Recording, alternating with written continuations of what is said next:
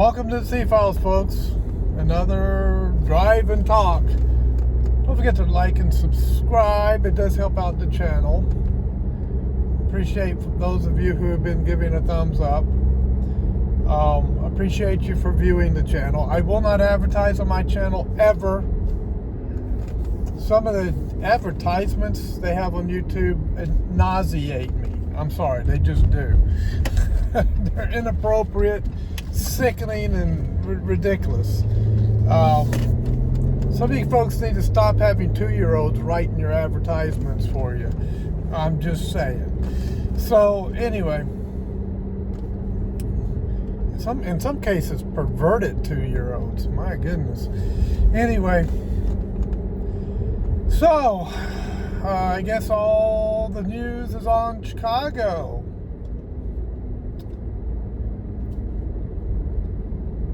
What's that song by the Blues Brothers about Chicago? I can't remember it. Hometown Chicago or something? I can't. Anybody remember that Blues Brothers song about Chicago? Anyway, the gang members out there talking all big and bad and all this. We're going to take on the National Guard, blah, blah, blah, blah, blah. They think they're going to go to war against war fighters. It's funny. They don't. I mean, it's that young testosterone machoism that's talking. All bronze, no brains. It's basically what you got there. And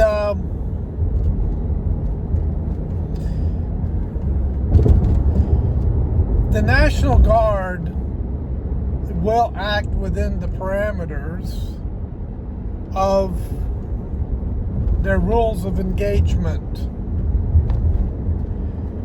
They are professionals, even though they're part-time military. They did go to boot camp with one of the branches. Could have been Marine Corps boot camp, could have been Army boot camp, could have been Air Force boot camp, could have even been Navy boot camp. I was National Guard at one point after serving some time in the Navy, and they didn't require me to go through Army boot camp because I'd already been through a boot camp. Now granted, Navy boot camp was quite different, but I had another plus. I was currently in law enforcement at the time, and part of what National Guard does is back up law enforcement sometimes. So, but they will act within the rules of engagement, and they will not act outside of those rules. So whatever the rules of engagement are, whatever they set for those rules, that's what they will do. They'll be there to protect the federal officers, or, you know, put a buffer for the federal officers, I would imagine, while the federal officers are making their arrests and doing their deportations. And that's basically what's happening. Now, the problem with the police department, because I've also worked in law enforcement. You say, is there anything you haven't done? Yeah, I didn't go to Harvard. I didn't go to Yale. I didn't go to Princeton, okay? So I haven't done any of that stuff. But anyway, I have a different kind of intelligence. But the thing is that the police department in Chicago, they're gonna act in the realm of law enforcement, and you know, within the realm of their policies and procedures and the laws written for the state of Illinois. And here's the other part that nobody talks about: the whims and desires of the mayor and the district attorney and the city attorney. Judges can have an effect on law enforcement as well. if law enforcement is arresting people for committing crimes, and the judges are very, very soft on those crimes, even if they're found guilty, the judges give them a slap on the wrist and send them back out, then that makes it hard for law enforcement to continuously do their job. If a mayor says stand down and puts pressure on the chief of police, because the mayor is the chief's boss, the chief is going to do what the mayor wants, as long as it's legal. But depending on how adamant the chief is on being a consummate professional, maybe even if it's not legal, but the chief is going to do what the mayor wants. The chief is going to put pressure on his assistant chiefs, who put pressure on their captains and their lieutenants, and down to the sergeants, and all the way down to the officer on patrol. So if the officers are getting directives from the powers to be above, that they can't do this and they can't do that, and they can't assist ICE, and they can't go out and clean up crime the way they'd like to clean up crime because the mayor doesn't like it, because the mayor considers it to be racist or homophobic or sexist or some other idiotic, moronic excuse, then the officers are not able to go out and do their job the way they need to do their job. So they're handcuffed by the politics, unfortunately. Do you know who is not handcuffed by politics? The most powerful law enforcement officer in each county in America, and that would be the county sheriff. And if the county sheriff doesn't give a flip what the mayor thinks, and doesn't give a flip what the county supervisors think, and he wants to clean the mess up, he'll go clean the mess up. And he'll anger everybody from the mayor to the governor to the county supervisors in the process of doing it, if he so desires. He doesn't care, because he's elected. He's going to do what the people of the county want done. And if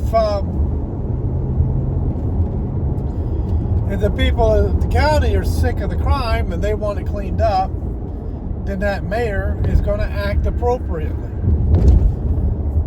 So the most important thing for the folks in that county to do, and Chicago being inside of a county, is to put pressure on the mayor and say, hey mayor, where are you?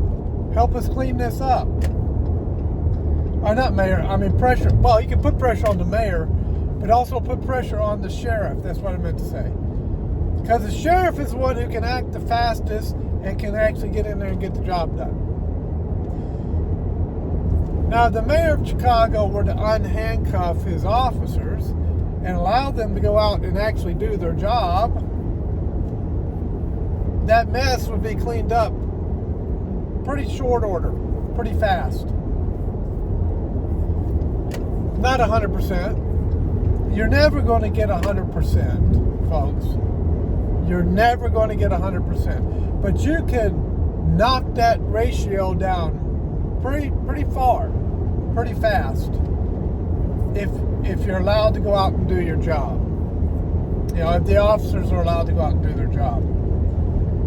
So that's the problem. It's not Trump or Trump administration or ICE or the National Guard. That the police department in Chicago PD, they have the resources, they have the training, they have the expertise, they have the intelligence, they have the investigative skills, and they have the use of force training that's needed to go out and clean up the streets of Chicago. They're capable of going and getting these gang members and making them accountable for their actions. Except for one thing: the judges.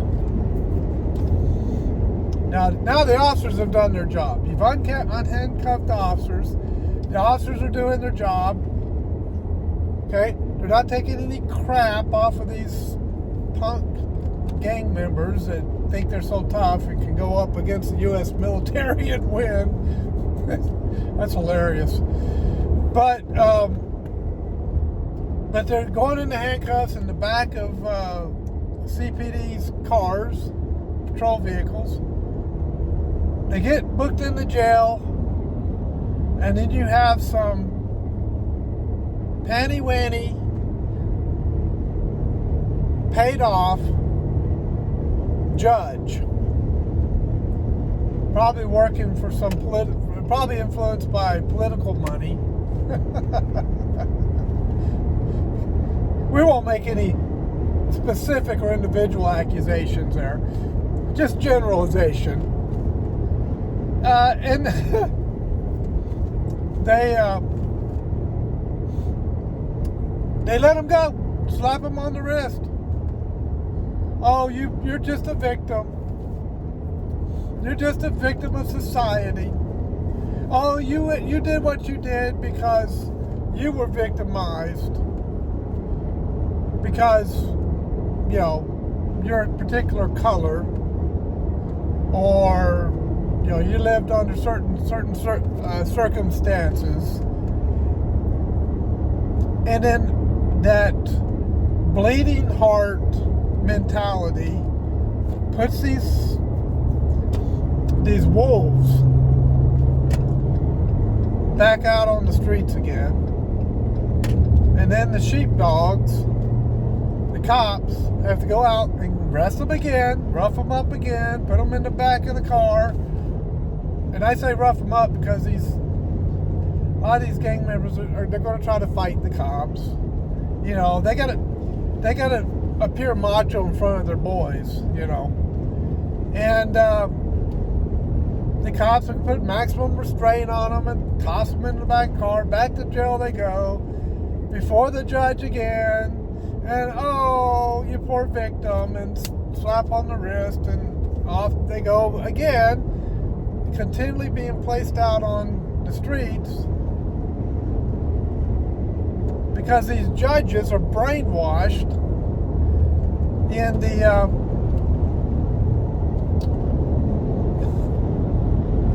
this liberal ideology of wokeism. So what do you have to do? You got to clean up the judges. Next time they come up for... see, that's the one thing we have a hard time paying attention to. Is when judges come up for election, even I'm scratching my head going, I don't know this judge's track record. I'm not sure when it comes to this particular judge. I'm not really sure what their judicial philosophy is. I don't know if they're going to be hard on crime or easy on crime. I don't know. Because I don't typically pay attention to court cases on a weekly basis. And they go before these judges all the time. But I would say here's the rule of thumb. If crime is out of control in your city, then I think the first thing that needs to happen is every incumbent judge that comes up for re-election needs to be gone. And it's okay if you get a few good ones in that process because, a few good ones gone because you didn't know there were good ones. It's okay. Because what that does is that sends a strong message all across the judiciary.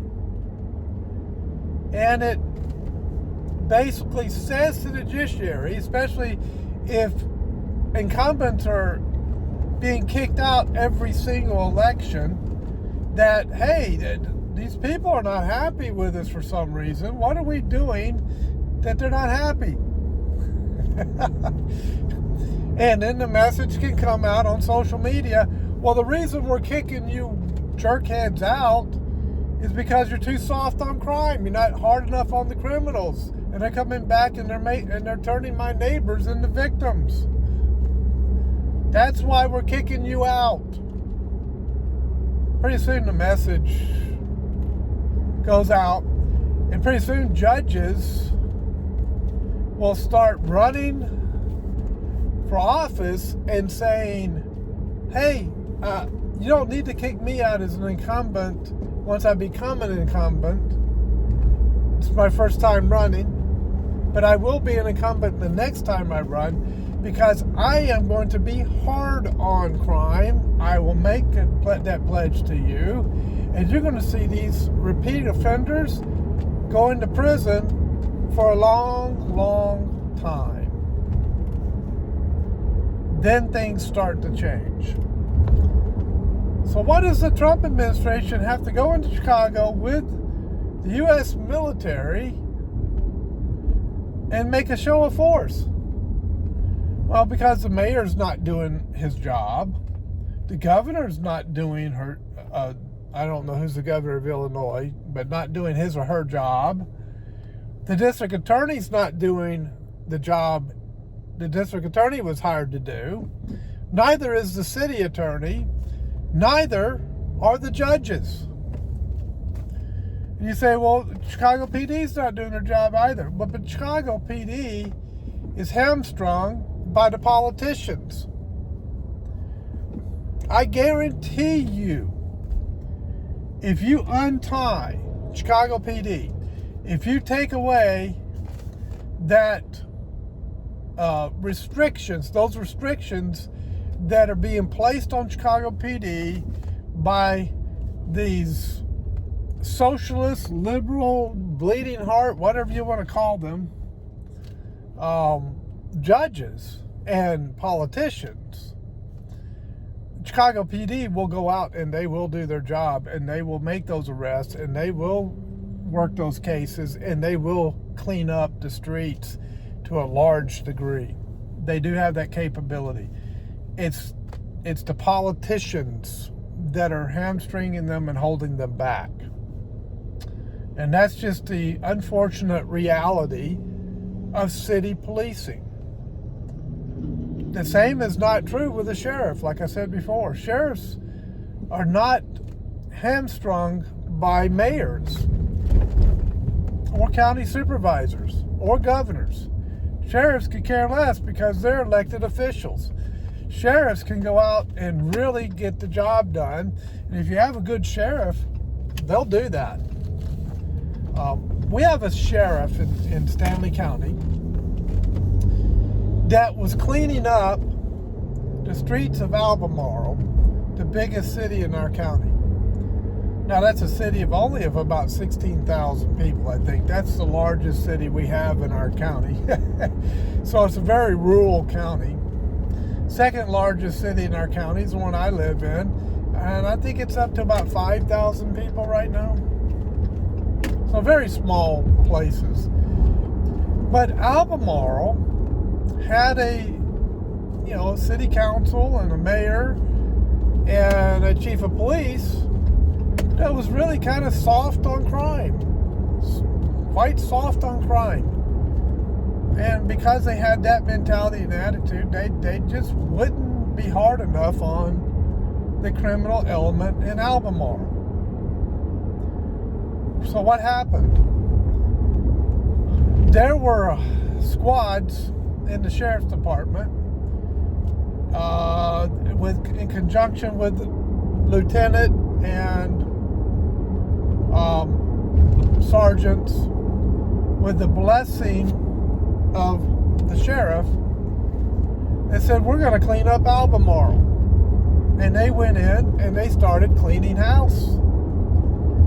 But that really upset the Albemarle politicians, the city council and the mayor. They were not happy. They were upset that the sheriff's department was doing these things. Ooh, that's not good.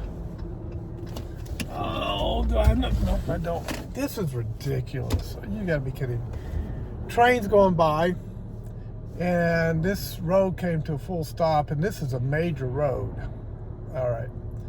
Gotta wait for the arm to go up, and then I can go through. Okay, so anyway. That was ridiculous. It was sticking out, the car was sticking all the way out in the road and creating a very dangerous situation there. Anyway, so they cleaned things up. Albemarle's a pretty nice place now. And then, I guess they've got a new chief of police that I can see the Albemarle PD out there actually doing some work. And the reason is because of change of attitude and mentality. You know, people get fed up after a while. They're like, hey, this has got to stop. Politicians can be very dense people sometimes. They lose track of reality. They lose track of the people. They don't live in the same world sometimes that the people live in, and the people that they're supposed to serve are living in. So what the people have to do is jar them back into reality. And that's happening all across the country right now. All across this country,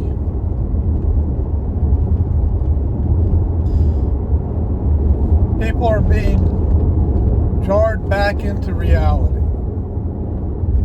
I got a Charlotte officer behind me.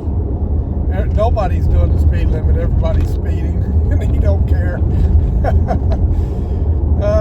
That's funny. If I did the speed limit, I'd be run over, basically. But anyway,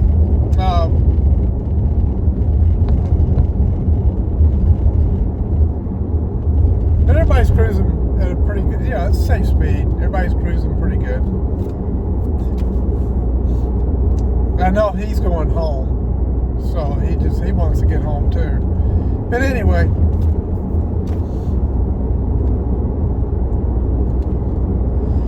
so that's kind of the thinking there. I mean, when people are talking about the National Guard, oh, well, they're highly trained soldiers and all this. Yeah, they're trained. They have to shoot at, they have to hit a target at 500 yards, stationary target at 500 yards. Now, when you're talking a stationary target versus a moving target, you're really talking two different things. You really are. Moving target is much harder to hit than a stationary target. But they are much better trained than the gang members in Chicago that probably couldn't hit the broadside of a barn. So there you go.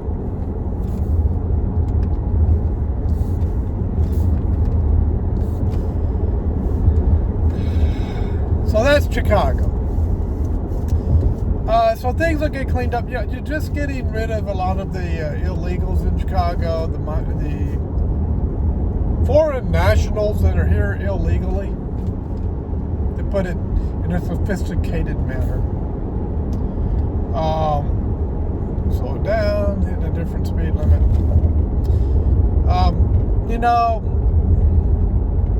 That goes a long way toward fixing a lot of the problem.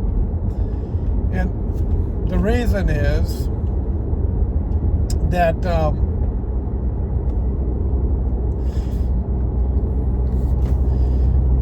a lot of the crime that's being committed is committed by some of those foreign nationals.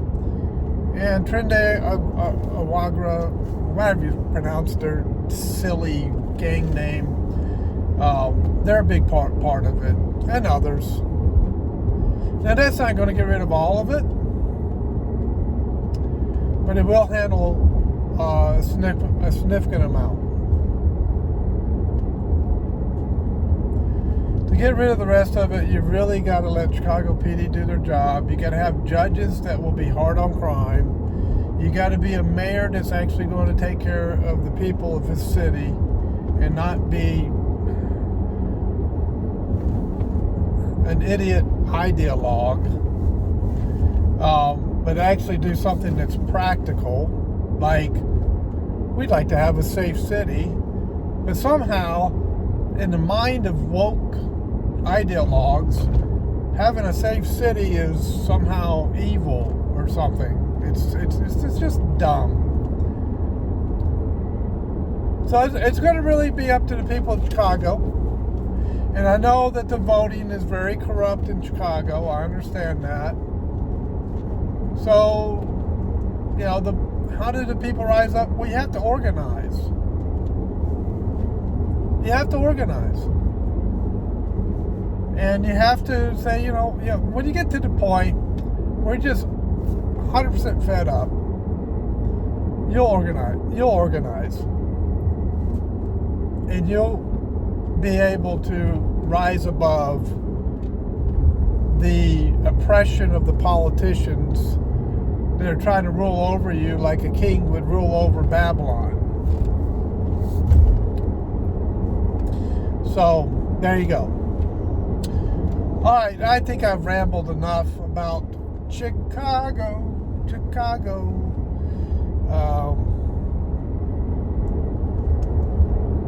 I still can't think of that Blues Brothers song about Chicago. Anyway.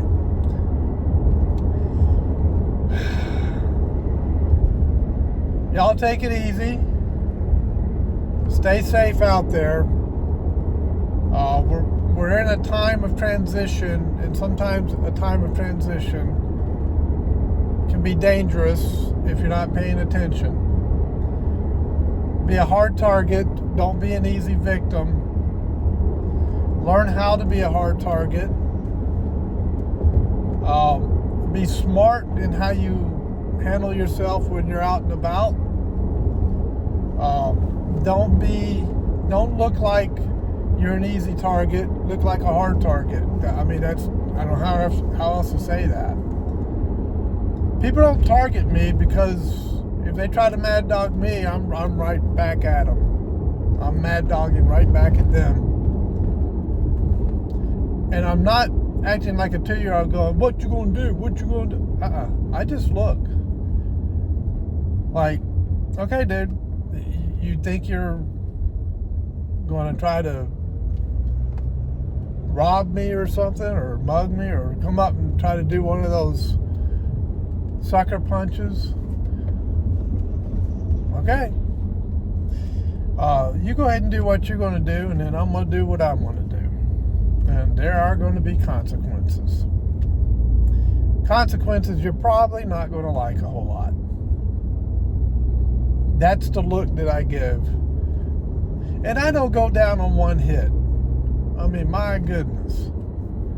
How many times have I seen somebody get hit, sucker punched, and they're hitting the ground, and I'm going, why are you hitting the ground? Stay standing. Never been hit before? You don't know how to take a hit? Well, then get in an MMA class and take a few hits and learn how to take a hit and stay on your feet and return fire. Seriously.